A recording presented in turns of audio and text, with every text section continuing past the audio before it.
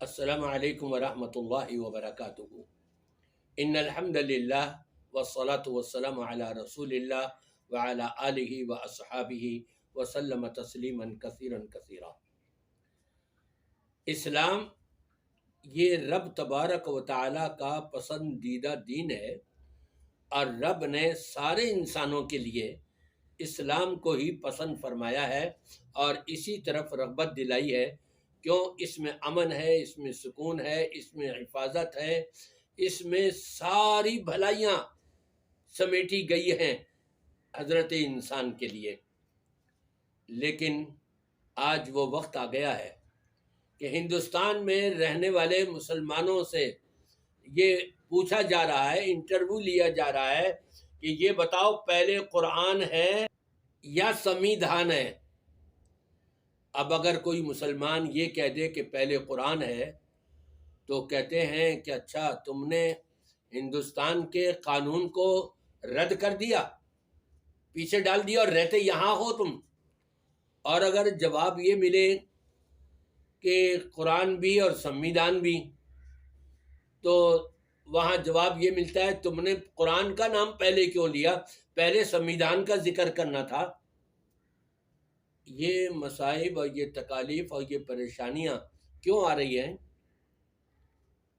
وہاں کے میں مسلمانوں سے کہوں گا، اس وقت جب پاکستان بن رہا تھا اور قائد اعظم محمد علی جناح نے یہ کہا تھا کہ اے مسلمانوں سب پاکستان کے علاقے میں چلے جاؤ، اور یہ یاد رکھنا جو نہیں گیا تو وہ پوری زندگی وہاں دشواریوں میں اس کو گزارنی پڑیں گی، اور پوری زندگی آپ اپنے آپ کو دیش بھکت بنانے میں لگا دو گے، لیکن پھر بھی وہ آپ کی پوری نہیں ہوگی اور آپ کو پریشان ہونا پڑے گا۔ اس وقت کا ان کا یہ آگاہ کیا ہوا آج تک ثابت ہو رہا ہے کہ مسلمانوں کو ایک ایک چیز سے تنگ کیا جا رہا ہے، پریشان کیا جا رہا ہے، اور ان کو زیر کیا جا رہا ہے۔ قائد اعظم کی جن مسلمانوں نے بات نہیں مانی، آج ان کو بھگتنا پڑ رہا ہے۔ گائے کی قربانی نہیں کر سکتے۔ آپ کی مسجد کسی نماز میں، چاہے جمعے کی نماز ہو یا کوئی اور سی نماز ہو، مسجد اگر فل ہو گئی ہے، آپ کے نمازی باہر روڈ کے اوپر صفے بنا کر نماز نہیں پڑھ سکتے۔ کیوں؟ کہ یہ ان کی زمین ہے، یہ مسلمانوں کی زمین نہیں ہے۔ کیا کیا کچھ آج مسلمانوں کی بیٹیوں کو برقع پر پابندی لگائی جا رہی ہے، کھلم کھلا آپ وہاں پر واض و نصیحت نہیں کر سکتے۔ لیکن اس کے مقابلے میں آپ اگر پاکستان میں دیکھیں، یہاں بھی ہندو رہ رہے ہیں۔ ہندو جب ہولی مناتے ہیں، جب اپنے تہوار مناتے ہیں، کبھی سنا آپ نے کہ پاکستانیوں نے کوئی گڑبڑ کی ہو ان کے اس تہوار کے اندر، کہ اب کیوں ہو رہی ہے اور تب کیوں نہیں ہو رہی، اور یہاں کیوں ہو رہی ہے اور وہاں کیوں نہیں ہو رہی؟ نہیں۔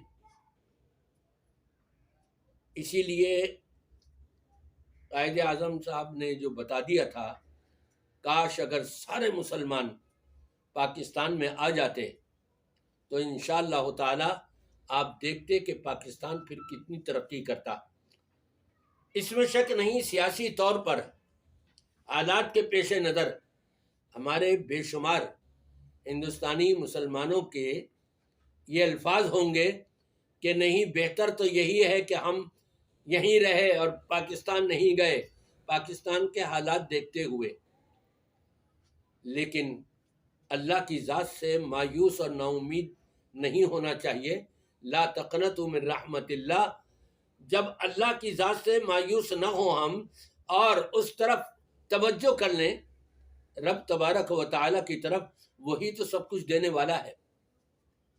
اور پھر یہ کہ وَلَا تُلْقُوا بِأَيْدِيكُمْ إِلَى التَّهْلُكَةِ، رب نے فرمایا تھا اپنے ہاتھوں اپنے آپ کو ہلاکت میں مت ڈالو۔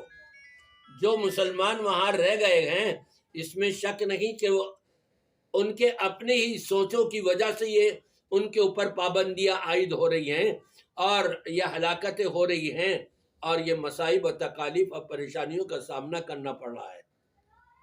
میری دعا ہے کہ اللہ تبارک و تعالی تمام مسلمانوں کو جہاں جہاں بھی ہیں سب کی حفاظت فرمائے، اور الاسلام یعلو ولا یعلی علیہ کے تحت رب تبارک و تعالی اسلام کا بول بالا اور مسلمانوں کا بول بالا فرمائے۔